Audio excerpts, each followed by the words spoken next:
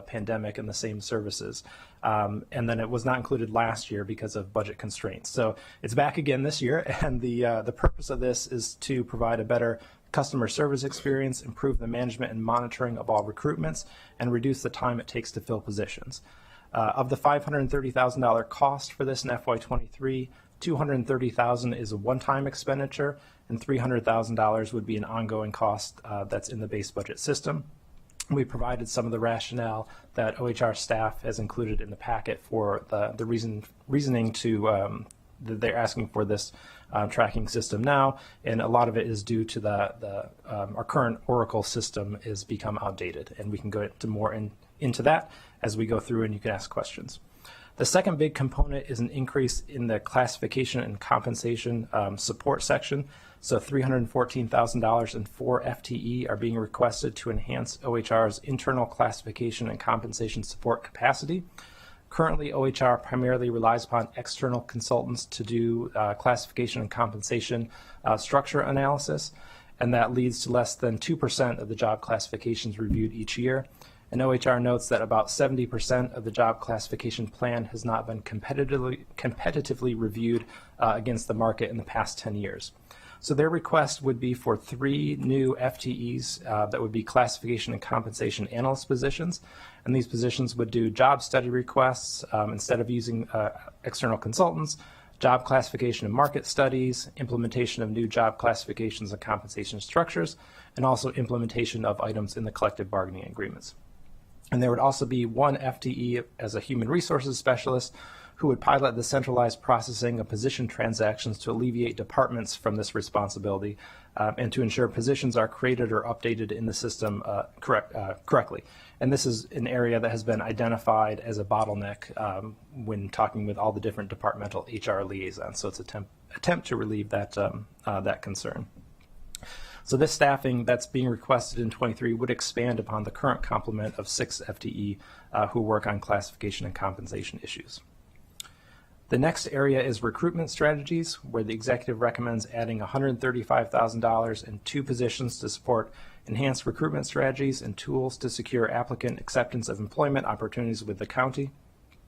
And some of the goals associated with this would be enlarging and improving candidate pools for departmental hiring managers, better support to departments for recruitment strategies and programs, and strengthening multilingual management, internship programs, promotional exam administration, pipelining with universities, and also apprenticeship programs.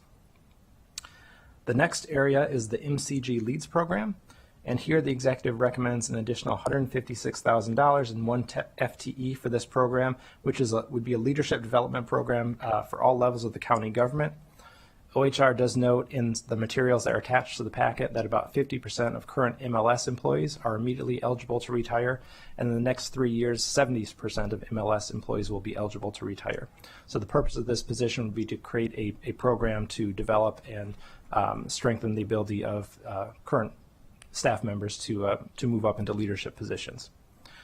And the last large area of increase is a police stress management program, where the executive recommends $140,000 and 1 FTE for a psychologist position within the stress management team. And this would be to implement state of Maryland requirements from House Bill 670, which requires a biannual mental health assessment of all police officers and sheriff's deputies as of July 1st, 2022. So approximately 1,400 mental health assessments of these law enforcement officers will need to be completed before June 30th, 2024, and then each officer assessed every 2 years thereafter. So this position would be working on those. And so before I turn it over to OHR staff, I will note that staff has 2 recommendations, and I want to say up front that these are not based on the merit of the requests or what OHR would be implementing, but primarily based on overall budget affordability considerations. So the 2 recommendations staff would be to first defer 1 of the 4 new positions for the classification and compensation support, defer that to January 2023. And so if the committee supports this recommendation, it would be a reduction of $77,749 to the FY23 budget. And again, if you're deferring something to January 2023, it would not be included in the May budget that the council approves, but the council would come back in January to revisit those items after the fiscal picture has more clarity. The second recommendation, we defer consideration of the Mcg Leads position and the associated operating expenses to January 2023, the same as the first. And if the committee supports that recommendation, it would be a reduction of $156,185 to the FY23 budget. And with that, I will turn it over to OHR for any comments they would like to make. Welcome, Mr. Attila, please. Thank you very much. Glad to be back in here in person. Good to see you. And thank you for the review and the recommendations. Well, before I start talking about and then responding to the staff recommendations, I wanted to give you an idea of how we developed this budget and then how it fits into the problems and the strategy that we're putting forward to fix this. From outside looking in, maybe the OHR problems, especially related to recruitment, may seem like an isolated instance, but it's really not. It's a whole end-to-end process that it starts with the county's classifications, because you cannot have a recruitment without having a class and a compensation attached to that. I'll give you a few examples throughout this. COVID stress created the big quit. We have a lot of people getting ready to retire, and the job market is quite tight. What we have observed in very hard to fill positions in the times that it takes, we realize that the effort is not solely putting more recruiters into the recruitment and selection team. Our idea was that if we increase that bandwidth in itself, that it will produce better results. What we came to realize and understand that we're actually trying to find positions in the market with outdated classifications and compensations. And I'm not saying that our salaries are across the board behind, but there are certain instances that there are. And then we don't have a system in which that we can proactively address it. So what puts us in a situation where we constantly having to react, and in reacting to these type of instances are at the backs of the operations, because we're now slow to hire, because either we don't have a pin that we can attract. I'll give you a good example. For example, right now, with the IT modernization and the cloud in the federal government and in the space that we are in, right now, if we were to compete with IT specialists and trying to help our TEBS department to get the people that they want in the project management space to do all of the things that we wanted to do, and then we know how much we have to rely on technology to be able to survive. It was very clear during COVID, all of the things that we have done, like the vaccine, the tracking, the testing. So when we need to go out into the market, we realize that it takes a lot of time, because when we looked at the tools that we can only hire these people, the position descriptions, the classification, the requirements that we have on those classifications are extremely outdated. It still talks about the jobs that you need to lay network cables, you need to talk about the routings and switches, whereas the technology is now 2 to 3 years old into how to increase your capacity for ransomware and cybersecurity attacking, and how do you modernize cloud. So here we are trying to compete in this very tight labor market, and all the tools that we have in our recruitment hands to use those tactics. So what we realized, I use this, we're trying to fish in a lake, but we're trying to find an open sea fish. So we need to really think about how. Well, what we need to do is, if you want salmon and you're in a lake, you have a problem, right? You need to make sure that you need to go to the source, and then you have to have the right equipment. It doesn't matter how many fishmongers that I deploy to that task, it's not going to be successful because we're not doing the right thing. So this is a cohesive budget proposal. As Craig mentioned, and then we met with Bruce and MSPB, we realized that it's been unfortunately a byproduct of years of undermining for various reasons, that be underfunding or many other reasons, that our classification 7 out of 10, if we were to do a macro level analysis, that haven't been touched for a while. So that's the beginning of the problem. And then the classification with the compensation, and then we have one vendor that with capacity issues, and then they can't do everything because this type of work requires a lot of expertise. So the way that we wanted to do is, first, externally, we need to know that we have to increase our technology capacity.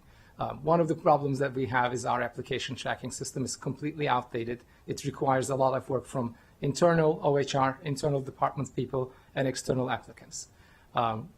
With the service design leads, when we did the analysis, just like how big of a problem this piece of software is, that not being mobile friendly, and we know that the people that we would like to reach to increase our diversity is actually relying on their internet as their their mobile device, and then the internet on the mobile device. Not everybody that we would like to reach to apply for the jobs, they have the technical capacity and savviness, and as well as the equipment, and then the broadband access at their home. So now we're having a system that we force these individuals to use to get to the jobs that cannot accommodate that. So that's one of the reasons why we need to get that. And we also looked at how much of our time actually being spent between value-added versus non-value-added work, because it's a zero-sum game.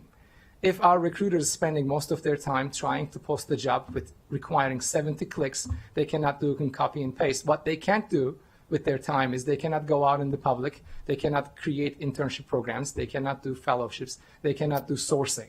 What they have to do is working in these antiquated systems. If we can improve their work, they are going to be more productive. If they can put a job out on the street in 1 day as opposed to 7 days, the remaining 6 days will be can be deployed to hiring more people, sourcing more people. And the other part of this, when we bring these individuals, we don't have a really robust training program across the multiple years in the budget. It's easier. I'm not saying it's an easy decision, but it's easier to reduce the training budget. And we've been relying on a very low training budget to upskill and uptool our people. But we're in a situation right now, as Craig said, the 70% soon enough in MLS will be eligible to retire, and then we don't have systems in place to be able to create an internal, what I call a talent market, and then create mobilization through that. And then we rely on those individuals to train themselves, but we do nothing for them. So having a position in there, as well as some additional training budget, will allow OHR to be able to put the programs necessary to get our people in a better position to be elected and selected for those positions when they arrive, and then they will. So, and I do not want you to think that the requesting of 4 positions and taking 1 out will be able to do the same job, but at a 75% capacity. It is not that. It's not linear that way. The 4 people have very different tasks to do. One of the things that we would like to do is, as again Craig mentioned, there's a lot of work that the HR liaisons need to do in terms of creating the transactions in the system, just like manual processes. What we would like to do is creating a centralized unit, starting with 1 person, to be able to take on those tasks. So again, the people that need to work on their core business, focus on their core businesses, and then they don't spend their time on what we consider non-value added work. If we can get the classifications in a schedule rather than being reactive. We have X many classifications right now. We always talk with MSPB and Bruce to say we need to have an audit. We need to understand which ones are relevant, which ones need to be recycled, which ones needs to be added. And to get there, we need to have a plan in place. To do that, we have to have at least 5 years plan, starting with the most irritated ones, and then go through them in a cycle. And every 5 years, we reset that. That way, we kind of create a maintenance of these classifications. So we're not going to have a position or a classification that is irrelevant or staying behind. To be able to do that, we need to bring on that expertise here, analyze it, put them into a schedule. And I'll give you a simple example. If we have 200 classifications that needs to be reviewed on a 5-year cycle, the team will be able to do, starting from the tier 1 most important ones, 40 each year, and then we would come back to that first 40 and update. So these are the things if we do, it's going to allow us to be able to, now we're facing a hiring surge. About 1,000 positions in total, including hopefully the approved ones in the FY23 budget, going to be looked for us to be able to fill those positions. And then our question to you is, can you help us so that we can give the staff the tools, the support that is necessary to get those people, right people, the quality people for the right jobs at the right time, so that whatever we're trying to do under the FY23 budget actually can be achieved because we put the people into places. Appreciate that. It's a very important function that you serve, and it's certainly a really ambitious plan. I just a couple questions, and then I'll turn to colleagues. And I appreciate council staff's recommendations here. I appreciate the plan and the need that you're trying to fill. Going from 6 to 10 is a big jump quickly, particularly when we're having trouble hiring to begin with. How much is currently spent on consultants to do this work, or maybe not do this work, since it hasn't really been done to the extent that you think it should be? if you do not mind. For the compensation. Jenna, for the financial part of the contracts value. Sorry, you need to. Turn yours off. Oh, Mike. The, This one. there you go. Am I on? I apologize. Jenna Shovlin, OHR. So on the individual classification studies, we allocate 25 individual for McGeo or union covered positions, and then 25 for non-union. It can be upwards of anywhere from $50,000 to $70,000. It just depends upon who actually submits a request for an individual classification study. We have approximately $125,000 allocated on an annual basis for occupational classification studies. Now, depending upon the size of the class that we're studying, we can either come in or over that amount. We're required to study seven per year, and that's done in collaboration with McGeo. So depending upon which classes are chosen will determine how much we're actually spending, but the budget is currently about 225. So are we going to replace the consultants with the full-time equivalents here? No. The full-time equivalents are going to support the consultants? Correct. Now, for the individual class studies, the intent is to try and move that work in-house so that we can collectively concentrate more heavily on the occupational classification studies, which are being done through the consultant. And we can speak to that too a little bit more. Okay, and then appreciate that. So we're not replacing it. We're just we're doing more analysis than we're doing now, and we're hiring a lot more people to help us do it. So, yeah, if I just want to make sure I'm understanding. So, at first, it was kind of presented as we've been outsourcing this, we're going to bring it in-house. Yeah, now it seems like we're going to outsource this and we're going to bring additional capacity in-house. Let me try it's to more of a clarify yes that. and. Yes, it's a yes and. What we're trying to do with the current classification, we're not happy with the amount of work that can be consumed. We know that we need to do more classifications and rapidly and accurately.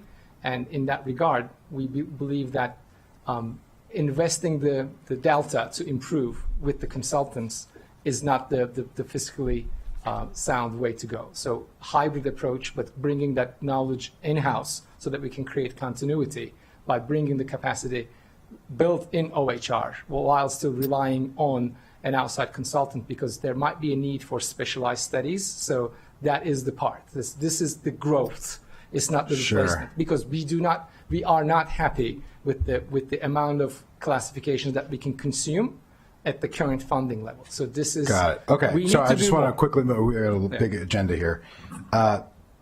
Among the 257 full-time vacancies in county government, the 1,023 vacancies in temporary and seasonal positions, were any of those reviewed to determine whether or not we could repurpose vacancies that are currently not filled for any of these functions? We are currently going through this, what we call a high impact requisition study with our departments, and we're about to start to see. Can you say that again? A high impact? High impact requisition or hiring, because we understand that OHR's capacity for that level of positions that needs to be filled, not everything can have the same importance. And we do not want to have a situation, here comes July 1st with the new positions, that it resembles a Friday morning in front of a Walmart. But we'd like to have an order in place. So what we are doing right now, looking at long-term vacancies, repurposing, understanding the criteria for the departments to prioritize which one's important for them, and creating a tiered structure so that we have a demand forecast rather in place, that we know first quarter which positions that we need to use. But doing that exercise, we're putting the mirror for the departments to look at their internal operations to see which ones really needs to be filled, which ones can be repurposed. And right. You understand the struggle that we have here.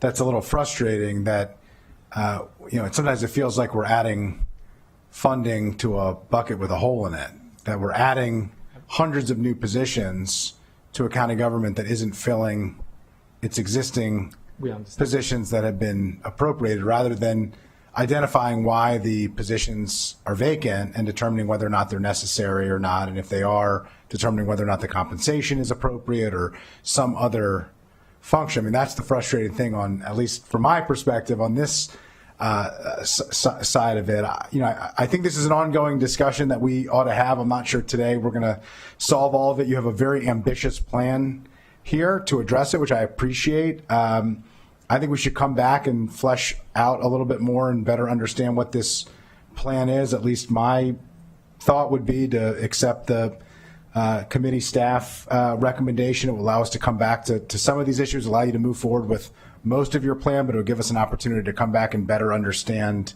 how you're going to move forward and address these significant vacancies, some of the capacity to do the compensation analyses, what is outsourced, what is in-house, which seems to be a relatively open question. I also think we should come back and have a more deep dive into the technology solution that was delayed and now is going to be implemented. Obviously, that seems like it is likely to help. It's everybody's intention that will help. I think I'd like to support you moving forward on that, but I think it'd be helpful to understand how it's going to help and what it's actually going to do in terms of reducing the high number of vacancies and addressing some of the recruitment and application challenges that we've had. But I'll yield to my colleague, and then we can turn back to you. Thank you. I'm very close to where you are. When you first explained it, I thought that we were replacing consultants with their own employees. Obviously, that's not the case. So I agree that we need to have the deeper discussion. It can't be today. It can't be to that degree. So I agree with that part. We should come back. On the whole thing, obviously, for police stress management, I'm certainly in agreement. We have to follow the state law. And, oh, by the way, the state law is the right thing to be following. I mean, we need to be doing that. And then on the recruitment strategies, is there an overall recruitment strategy? Does each department have their own recruitment strategies? How does that work? This is exactly what we're trying to achieve right now, to make the invisible visible, so that we are understanding each department's strategy and what they're trying to fill in, rather than they're coming to us on an ad hoc manner, so that we can actually create an order of importance. And as centralized OHR, we understand each department's strategy, we understand the council and then the executive branch strategy, and now we can divert our limited resources to the right positions, whether that be a new position that needed to be classified and created before the recruitment starts. We would like to have an outlook into that future, so that we're not reacting to today's things. So this methodology, and I am sure each department, obviously, I'm not going to speak on their behalf, they have their own recruitment strategy to deal with whatever the service delivery issues that they're having, as well as the new services that they're trying to stand up. Right, so are you saying that right now you don't know what each department's strategies are? I am trying to get to know better, if I could say that way. So right now, it's through conversations. It's through when a fire happens, and it's not in one place for us to be able to review and understand where we're going to allow our resources to add. This is going to allow us to be able to understand each strategy in a master plan, so that we can attack it. There again, that's one that I certainly. Obviously we need recruitment, but I believe that was something that should be a deeper dive also. You're referring to the two additional positions, Yeah, the two- 135,620 for recruitment strategies? Yeah. I would be comfortable if you wanted to hold off on that as well. Yeah, that's where I am.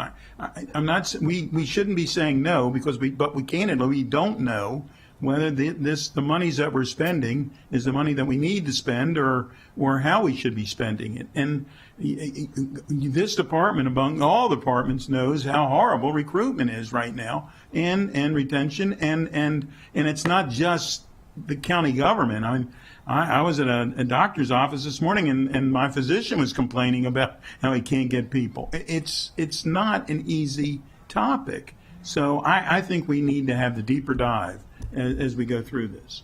I'm willing to hold on. It seems like there's a committee recommendation for that we're heading down, and we'll get a response from you of your concerns before we officially move forward. But I just want to make sure I explain it to everybody. Council staff has recommended deferring one of the 4 new positions for the compensation analysis.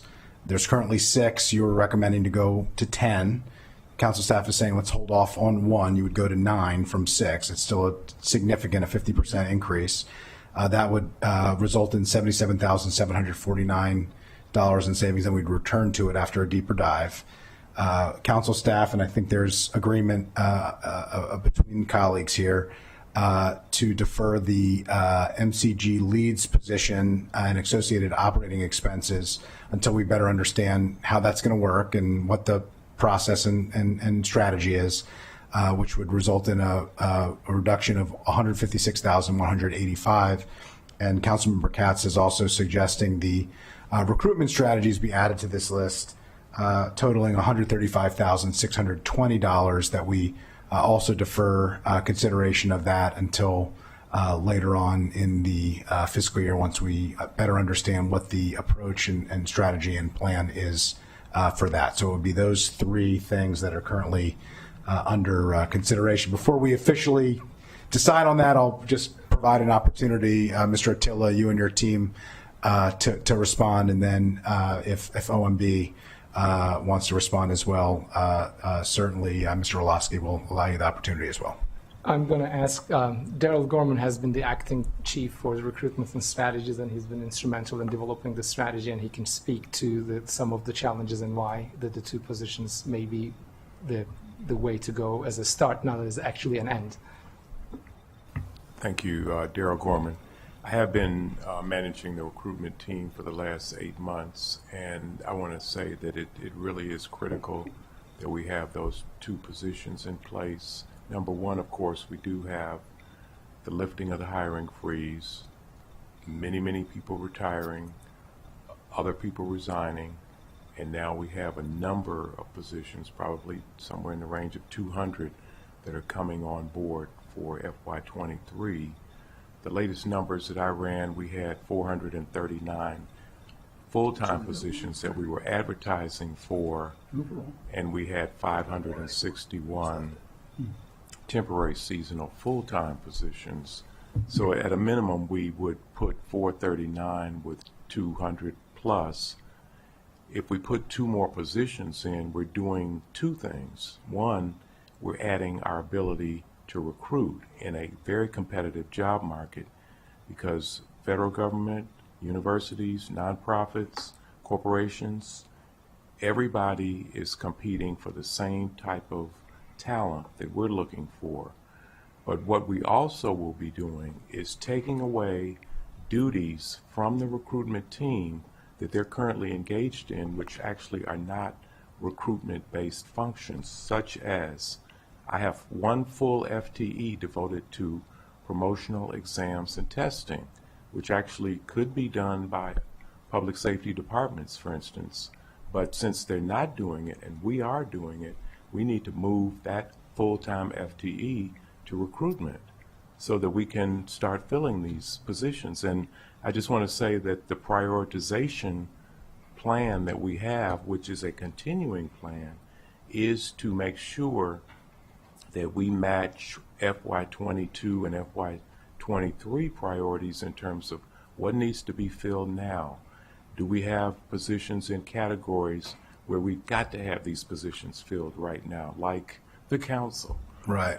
I fully appreciate the challenge. I will say we're having trouble recruiting for positions, and the strategy is to add positions that we're going to have to recruit in order to help us recruit the other position. I mean, you can understand that we're, to a certain extent, we're kind of twisting ourselves in a pretzel here, and I'm not quite sure I understood the second piece of the fact that you want to add people to recruiting to ease the burden on recruiters who are doing non-recruiting work. One would think that you would hire non-recruiters to do non-recruiting work so that the recruiters that you have can actually do the recruiting work. And maybe I misunderstood that, but that's what I heard. I do think, it seems clear that there is a strategy and there's a focus here, and we all agree. We're on the same team. I just want to be very clear. There are too many vacancies. This is a huge challenge, not just in county government. It's not a criticism. It's a reflection of reality. This is what the dynamic of the economy and of the labor force looks like right now. We're in an extremely competitive environment, and we're challenged, just like every other local government, just like every large organization, to be able to fill the positions that we need. There is a labor shortage, and we're facing price pressures and all kinds of other implications of that. This is a macroeconomic challenge that we're going to have to address like everybody else. I think the question here is whether or not we're ready and prepared to move forward with everything all at once, whether that's realistic, and also whether or not we're even fully understanding and aware of what the plan and the strategy is over time to address these issues that we all agree on and want to see resolved. So it's not a no, it's more of a not quite yet, let's work together. Let's flesh this out a little bit more. Let's better understand, how these specifically are going to solve the problems, and move forward. So I'm still with what our 3 recommendations are. I appreciate all the work, certainly understand the challenges and the concerns, and look forward to coming back to fleshing them out a little bit more, to better understanding what the strategy is and how we move forward. The last thing that I will say is I really do think we need to be a lot more serious and a lot more intentional about looking at using vacancies that are no longer necessary, analyzing them of whether or not they should continue in the roles that they are, and consideration of repurposing those jobs. We talk a lot about it. I've yet to see evidence that we're seriously doing it in a meaningful way across the enterprise. And it happens on an ad hoc basis, but it needs to happen on a comprehensive basis. And so I would just ask, as we come back and have this broader conversation, that adding to the number of FTEs is part of a strategy of also repurposing existing resources to make sure that they're functioning in a way that actually serves county residents and county priorities. Councilman Mcps. And I want to be very clear. I certainly want to correct all of this. If I thought that $135,000 would correct this, I would be the first person to vote for it. I really would. Or $500,000, or whatever the number that is needed to correct this. I just don't know that this money, the way we're spending it, is correcting it. And so that's my concern, and I believe we need to come back as quickly as we possibly can. We probably should have done it yesterday to try to figure out what's our strategy here. But I just have real problems with how we have a great intention, we have a great heart, we're just not getting we're not getting done what needs to get done. So that's where I am. I think we need to come back as quickly as possible. Obviously, the chair of the committee is not here today. She, I know, will be listening to this meeting. And so I know that we will do it as quickly as we possibly can. Thanks. Okay, so I think we have a 2-0 committee recommendation, the council staff recommendation, plus the additional deferment of the recruitment strategies, the 2 positions. And I'm sorry, Mr. Orlowski, you had wanted to chime in. I wanted to give you an opportunity before we close out on this topic. I'll keep it brief. We're sitting here in May 2022. This issue was brought up as something important in a tight budget in the FY21 budget on the applicant tracking system. 2 years later, how much longer are we going to wait for an important piece? So our stress is, let's have those conversations as soon as we can and get the money and the people and the resources so that OHR can move forward with. Right, but just to be clear, I mean, the $530,000 for a new applicant tracking system is part of the recommendation. We are approving that. We're moving forward. We need the technology in place. Everybody agrees on that. We're way behind on this. We need a better system. Filling in the other pieces, there's still some conversations to be had and some strategy to be determined of whether or not this is the best path forward, and learning, frankly, about what the path even is, because I think still there are some conversations that need to be had and discussions that should take place as we move forward. So. Just a recognition that there's no silver bullet on this, as was mentioned earlier, and all pieces of this as soon as we can get them in. Agreed. I don't know that there's a silver arsenal on this one is the problem, and so we have to figure it out. All right, we'll provide final comment here, and then we're ready to move on. I thought my light was on. Yeah, it's okay. Kimberly Williams. I'm overseeing the classification and compensation area, and I just wanted to make a final plea. The 4 positions that we talked about, and I think you mentioned that it wasn't clear about how that was going to be used. Approximately 70% of our classifications are outdated. there's no way we can do this without still having some of the consultants in place to get us to a place where we can look at some of the existing ones and then deploy the additional resources to look at those classifications that are an immediate need, where it's hard to fill. We've got to create classifications. So we could never do this with saying eliminating all of the consultants. I need a hybrid approach to address the number of classifications that are outdated. Yeah, just to be clear, we're not suggesting eliminating. I know, but the point that I'm making is what you're currently doing. We need to make the investment now, because literally we have 2 comp analysts and 3 classifiers. And the studies that we're talking about, I'm just going to give you an example. We have over 20 occupational studies that are underway or in some status. Some of those studies one study alone has over 200 people in it. So when you're trying to evaluate, classifications and checking the market to determine whether we are positioned in the work as well as in the compensation structure, you have to put analysts behind the work and have the consultants. I'm really urging you to reconsider the 4 people so that we can, one, continue to fill the positions that our departments need, but at the same time, work towards getting an updated classification system. Our systems must be corrected. And we haven't invested in this in a number of years. Yeah, we're running short on time here. I appreciate the plea. I agree with you on a lot of the issues that you've raised. You're getting 3 new positions here in an area that only has 6 currently. You're getting a 50% increase in the number of positions to do this work. And we're going to come back and we're going to assess where we are and see if additional positions are needed, how quickly those positions are hired, how quickly they're trained, how quickly they're actually doing work. I think we, plenty to come back here to discuss. But appreciate the work you're doing. Certainly it's important and we appreciate it. So thank you very much, and appreciate you joining us today. We're going to move on. Item 2 on our agenda. We're only on item 2, and it's 10 after 2.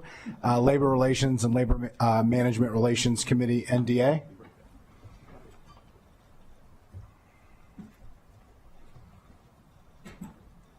And I believe we have Mr. Orlowski still here from OMB, and we have Mr. Howard with council staff, and I see we have Ms. Harling, Chief Labor Relations Officer. Appreciate it. Thanks for joining us. Mr. Howard, you want to go ahead and introduce the topic, and then you can turn to executive branch as necessary? Sure thing. This one will be, I think, a little bit shorter. It's a much simpler budget to go through. This is the Office of Labor Relations as well as the Labor Management Relations Committee, NDA. And the FY23 recommendation is essentially a same services budget for both of these. It's a $1.625 million budget for the Office of Labor Relations, a 1.2% increase, which is just due to compensation adjustments and annualizations. Staff does recommend approval of the budgets as submitted by the executive. The only thing I'll note on 2 things on page 2. First is that while the office has the same staffing complement, they do plan to fill 2 vacancies. One would be by hiring a Deputy Chief Labor Relations Officer position, as well as hiring an additional labor specialist position. So they would keep the same staffing complement, but hopefully be able to staff up and to fill all the positions they have. And the second, with the Labor Management Relations Committee, the recommendation is for $100,000 for that NDA as in the past years, and that is a committee between the county and Mcg, and the idea is to work on different issues and try to prevent issues from having to bubble up to the collective bargaining arena.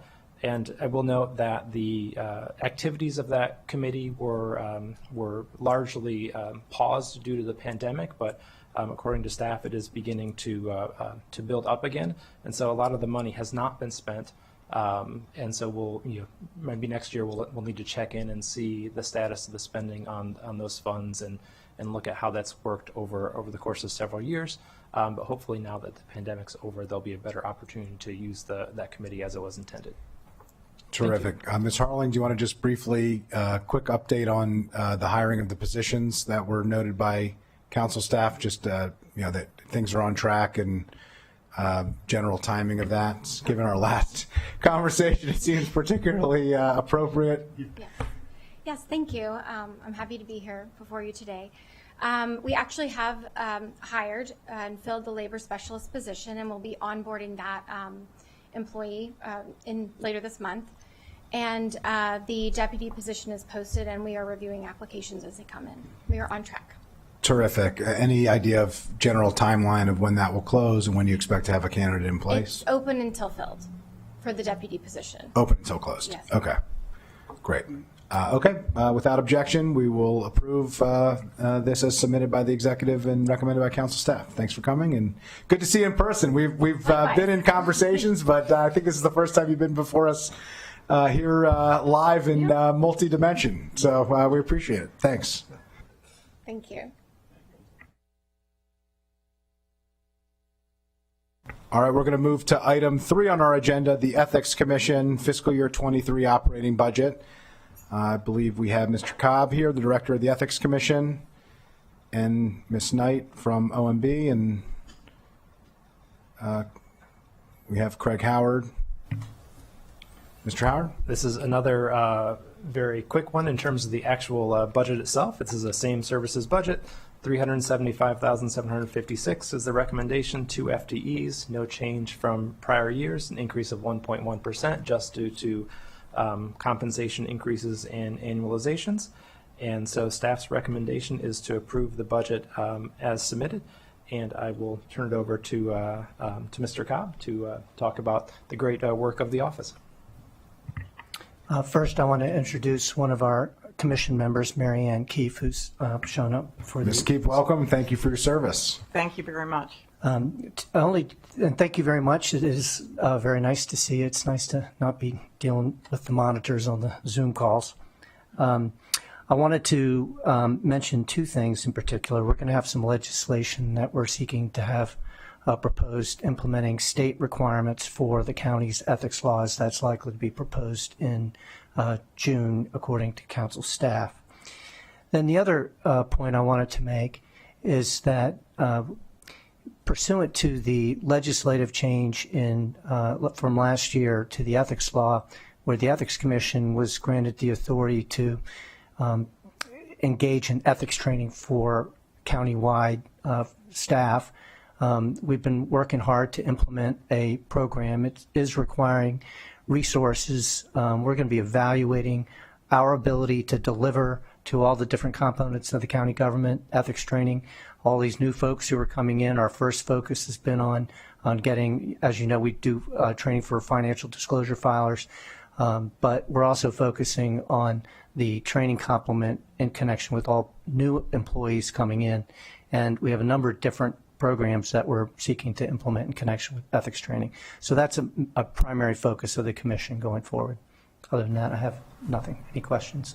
Appreciate it. Ms. Keefe, anything to add? No, not really, except to support Mr. Cobb. Certainly the ethics training has been a priority in my mind since coming on to the commission. And I'm delighted that we're moving very strongly in that direction. And we're going to be taking a hard look at next year's budget to see what all this is entailing. And I was very interested in the earlier meeting here with OHR because we had a very good meeting with them last month at our commission meeting, working with them on the necessity to get this information to employees right from the beginning. Well, we appreciate it. Councilmember Katz. Thank you very much, and I certainly support the budget, but is there any enhancements that we need to be looking at from the technology side for filing, for the financial statements, et cetera, et cetera? I think we're in pretty good shape with respect to our 3 technical programs. And it's one reason during the period of COVID that I think our programs have remained effective. And I've got Erin Chews in the back, who handles is our program manager. She literally has your back. Yeah, and so With the help of TEBS, we have 3 effective programs: our lobbying, registration, our outside employment, our financial disclosure. They all work great. I think an area of technological interest is how the county delivers training, and that's I find it a extremely challenging issue. We're working with OHR, we're working with TEBS, but if you needed an advocate for a unified technological training cadre in the county, and I mean a technological cadre for supporting agencies that are delivering training, I'd be supportive of that type of initiative.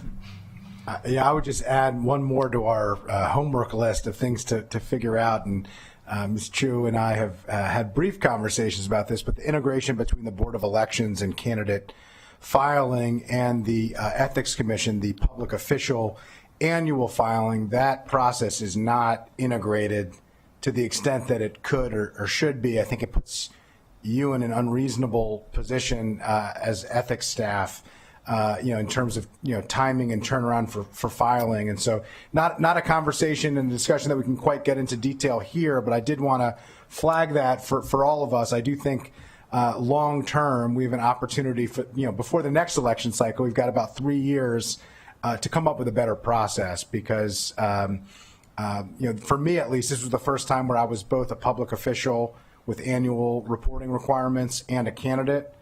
Before, I understood it was clunky because I was a state official who had reporting requirements and then a candidate, but I'm a public official at the county level and a candidate at the county level, running for the same job that I'm currently in, and still those systems are not integrated. And so I just think from a process standpoint, there's room for us to improve that, and obviously we'll have to engage the Board of Elections and the Ethics Commission together to figure out what's the best path forward. But I do think there's certainly some room for improvement for everybody there.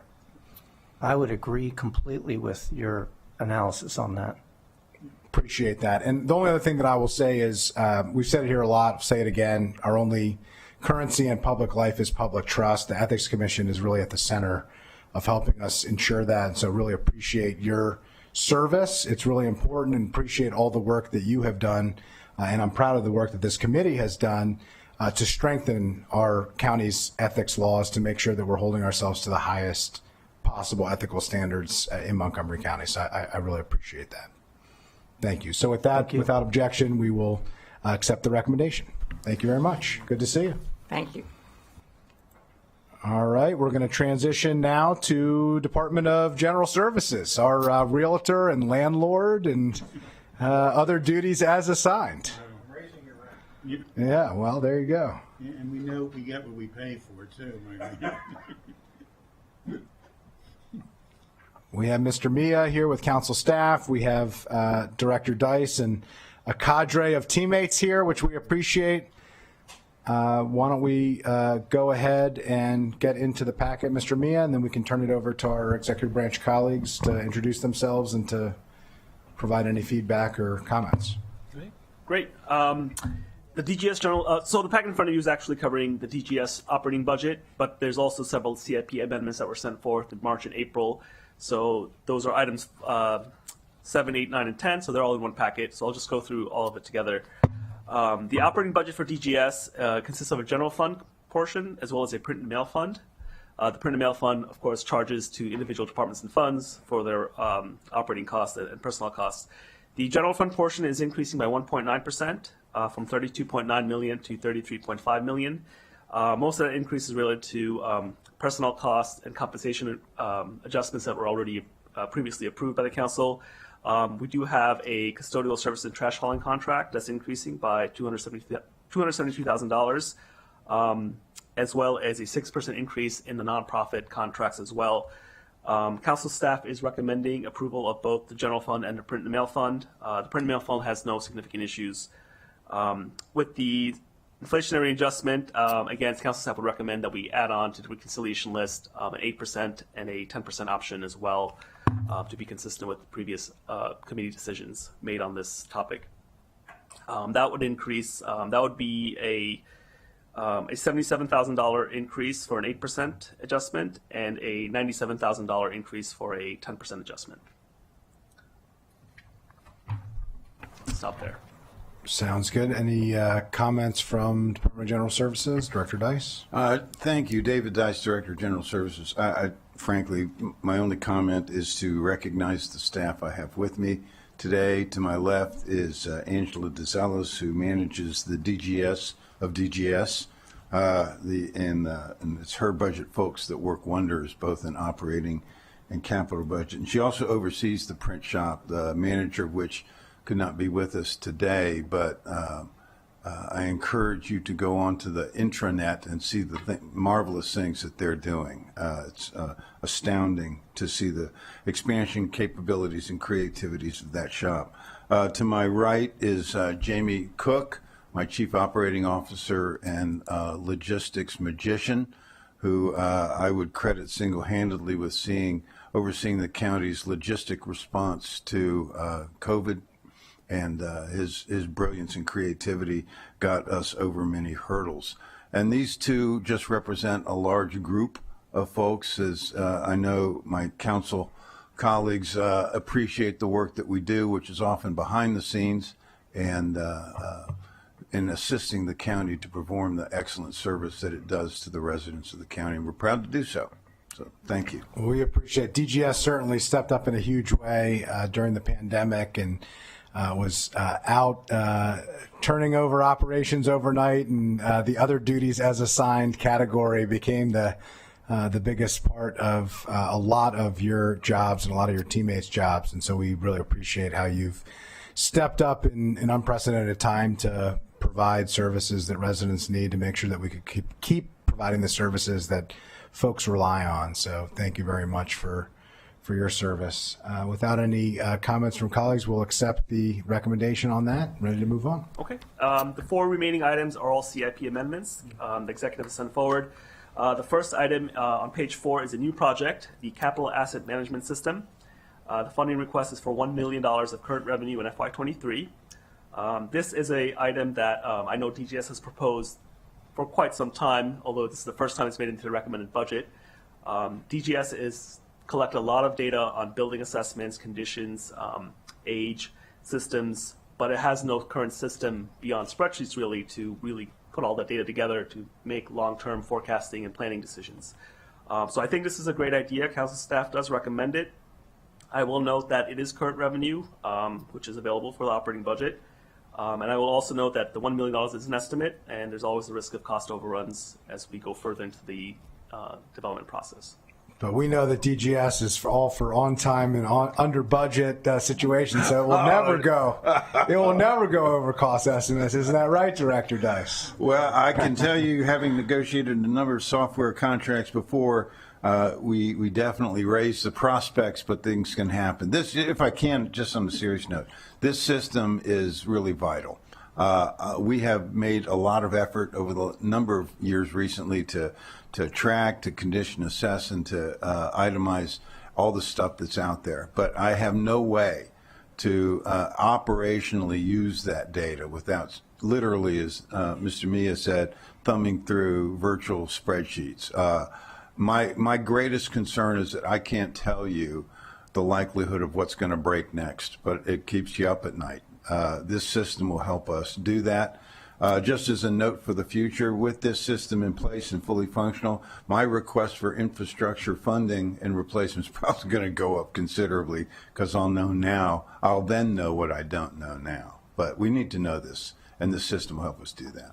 Well, we got to know what we've got and what condition we have, and you are the custodian of the county, and we are the custodians for the public. And so understanding what public assets we have and what condition they're in and making sure that we're taking care of them, I think is critical. So I think this is a worthy pursuit, and we're going to approve that and appreciate the recommendation. Look forward to getting a progress update on that. If you could let us know, the timing and process for how that's moving forward, and keep the committee abreast of that, that would be appreciated.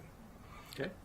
The second CIP item is acceleration of GO bond funding in the Red Brick Courthouse project. It's moving up funds by about 2 years. Several years ago, the funding was pushed back for physical capacity reasons, and the work that's remaining is essentially exterior renovation work of the facility. The reason for the acceleration is for the counties to complete the work by the county's 250th anniversary in 2026. So council staff is recommending approval as requested.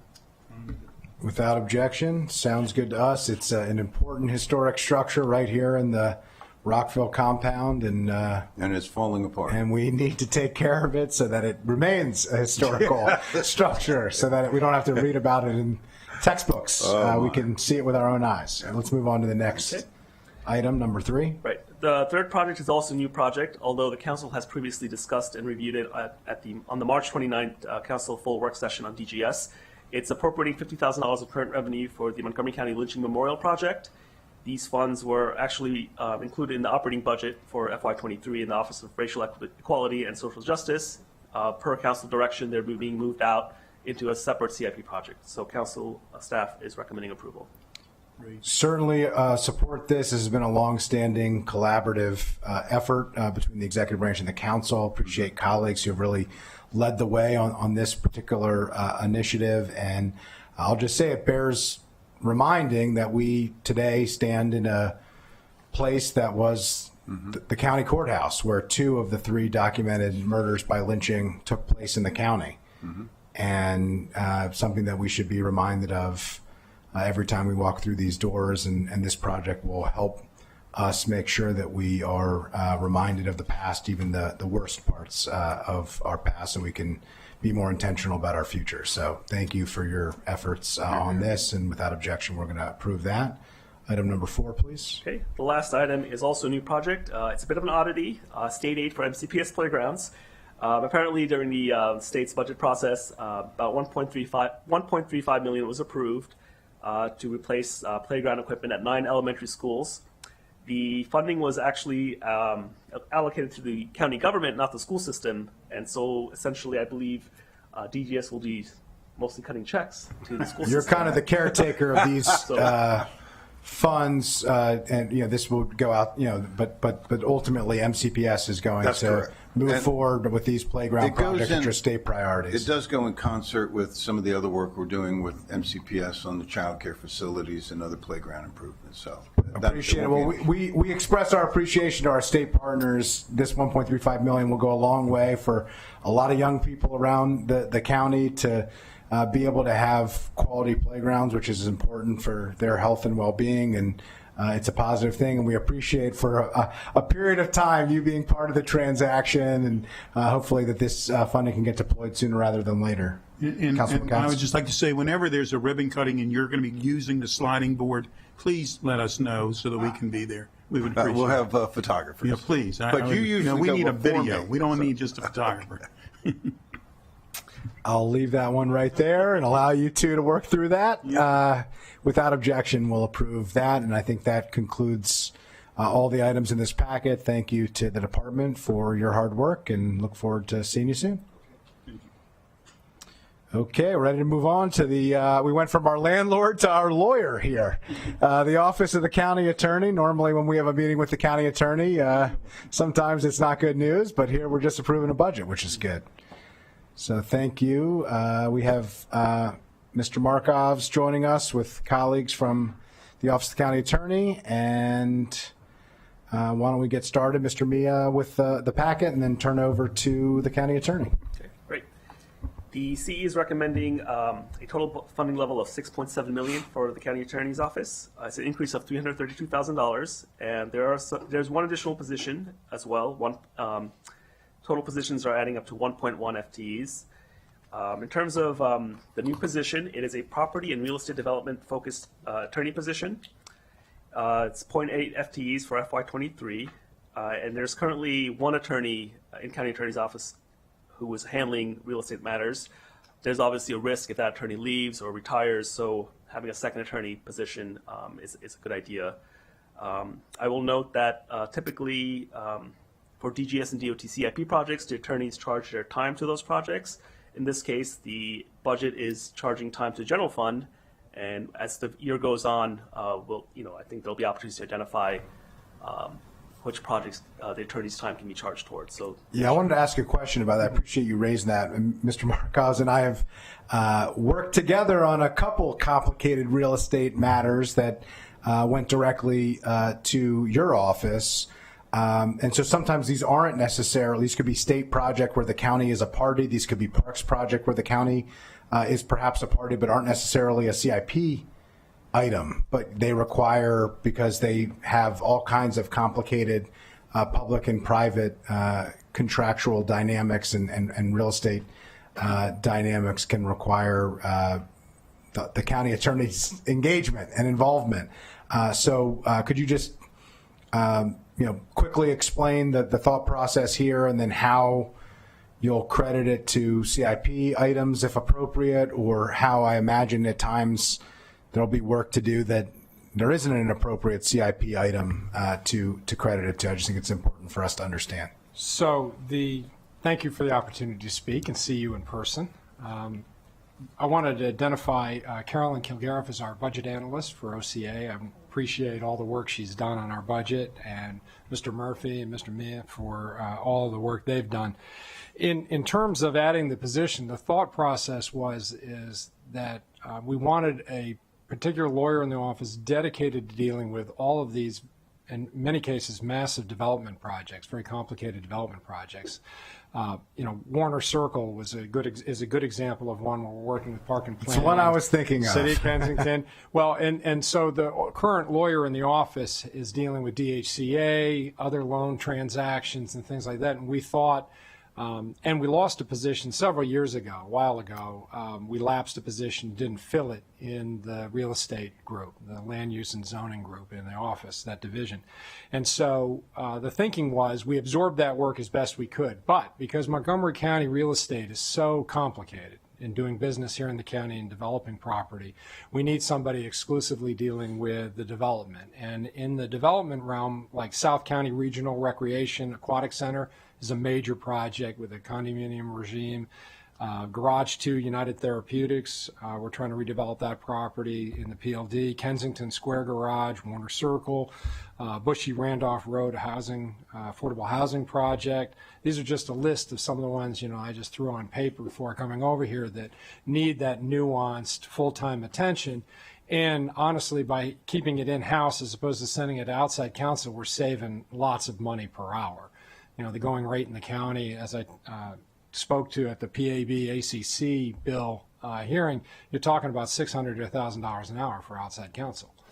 Sometimes we get the government rate, but we have the expertise internally to do real estate, and as a result, having that second position will free up to have dedicated development work. I mean, you can think about it too, to your point, SHA, dealing with roads. So the initial thought is DOT, DGS, would make the biggest use out of this. But also the county executive and the council are interested in a lot of development projects where this person would be exclusively detailed. And we do believe that we will be charging at some point to the CIP on some of these projects. And so that was the thinking for the position, to have that exclusivity for development. It also builds a little redundancy in the office. We have 40% turnover in the last 4 years. Yeah, I'm very supportive of this. Some of the county's most important priorities relate to complicated land dynamics between state and county and the school system and park and planning. I mean, there's just lots of moving parts, not to mention the private sector and just how some of these projects work. There are PLD dynamics. If it's a parking garage, with our priorities to redevelop parking garages and turning parking lots into parks and places and others. So I think this is really important, and I'm very supportive of it. I'm just wondering if you are charging ultimately to the CIP as that moves forward. How does that, how is that going to be dealt with related to the budget? In the CIP, even when I started 15 years ago in the county and was doing DGS work, construction-related litigation, you would charge to the CIP, charge to the account. Right. I'm just wondering, like, we're right now we're doing a 0.8 FTE here because we're assuming there's some lapse to hire the person, I'm assuming. Yeah, and that's out of our operating. That's not to the CIP. Right. So then the full-time position is 125,411. You charge the time to a certain extent to a CIP project here, a CIP project there's other functions that this person likely will be doing that won't be charged to a CIP. So the net is going to be an amount, and so it'll just be, you have the authorization for that additional funding, but you won't necessarily need it, and it'll get credited to the CIP, and then we'll take a look at what the real experience is here with this position for moving forward, and we'll budget it accordingly in out years. Is that the thought process? I think so. When we come back next year, we'd reevaluate where that position. Yeah, I can answer. I can answer that. Yeah, well, having worked on their budget while I was at OMB, I know you'll see in the budget book they charge 36 FTEs to numerous funds. So what will happen during the course of the year is, as they identify CIP projects to charge their time to, they'll free up the general fund dollars that have been budgeted for 23, and that'll be, available. It'll be freed up in their budget, basically. Yeah, and this is Rachel Silverman with OMB at the DGS budget.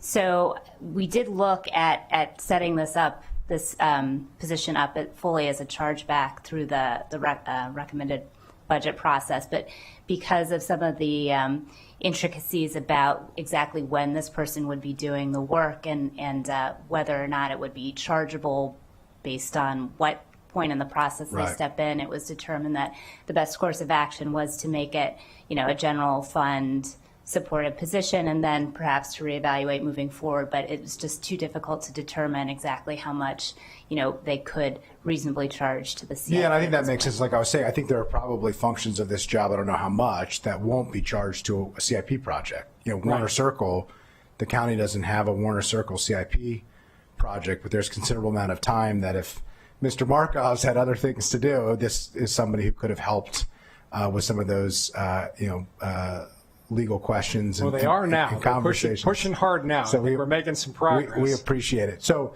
so we'll flag this, and it'll be something that we'll come back to next year and see how this position is actually being used. But for now, we'll approve it at 0.8 unless there's any objection. I'll turn to my colleague. Yeah, there's no objection. On the bottom of the first page, though, it talks about the total expenditures, all funds, and it talks about full-time equivalents. And for FY22, we have 56.35, and for FY23, we have 56.35. So I don't know what is right, but I know that that's not. Right. Sorry, that's a typo on my part. Okay. Yeah. It's 42.8 FTEs for 23. It should be 57.15 because it's 0.8 of an FTE. We're approving 0.8 FTE here. It's a full FTE, but 0.8. Right, there's 0.8 FTEs for this position, and then 0.3 FTEs related to a chargeback. The 1 point, so it should be 57.45. Got it. Okay. 42.8. So if you look up on the line, personnel costs above, that's the correct FTEs, 42.8. Okay. Yeah, the 56 is a typo. Good. Got it. Okay. Thank you for the clarification. Thank you, Councilmember Katz. Yes. Sorry, just one more thing to add. Raphael Murphy with OMB. The extra 0.2 for this position is being charged to the parking districts, so that's the full. Got it. So we're fully funding the full salary at $125,000, and then you're charging the PLDs 0.2. Exactly. Got it. Right. Okay, understood. Thank you for that clarification as well. All right, without objection, we will approve this budget as submitted and recommended by council staff. And now we will move to our last operating budget, Merit System Protection Board. And I believe Mr. Martin is here from MSPB.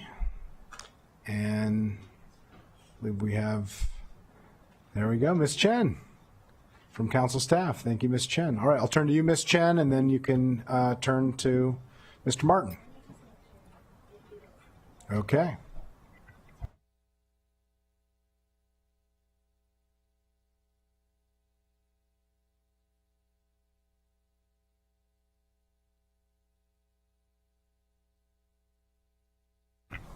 Okay, thank you. Hi, this is Carolyn Chen, Legislative Analyst with the County Council. We're here today to review the recommended budget for the Merit System Protection Board.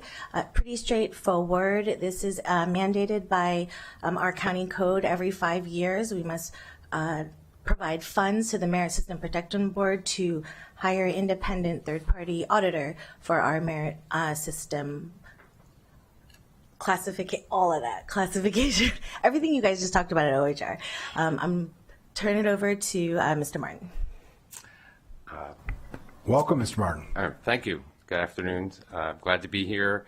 I spoke with the chair, Harriet Davidson, this morning, and she regrets that she cannot attend, but she sent a statement of her testimony, which you've been provided, and I won't, you can read, so I won't repeat everything. So what Carolyn has referred to is the independent audit of the classification and compensation system that the Merit System Protection Board is supposed to do every 2 years, every 5 years.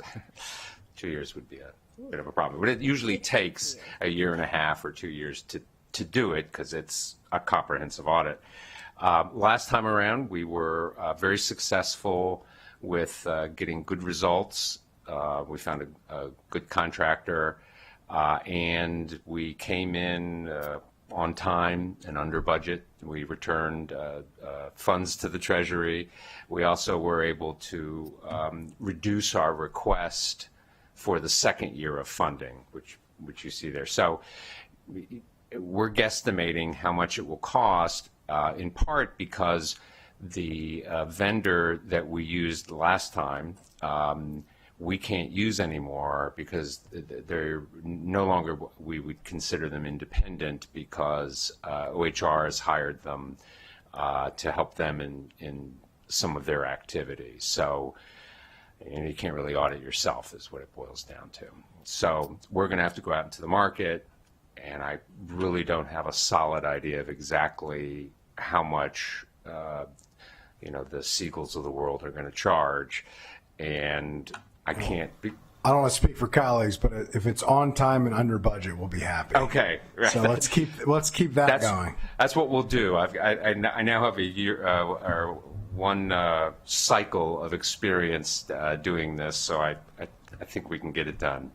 Sounds good. Well, I don't think any questions from my colleague, and I think without objection, we will approve. Thank you for your work. It's a really important role that you are serving. Please extend our regards to the chair, and we really appreciate all the work of the board. So thank you very much. Thank you very much.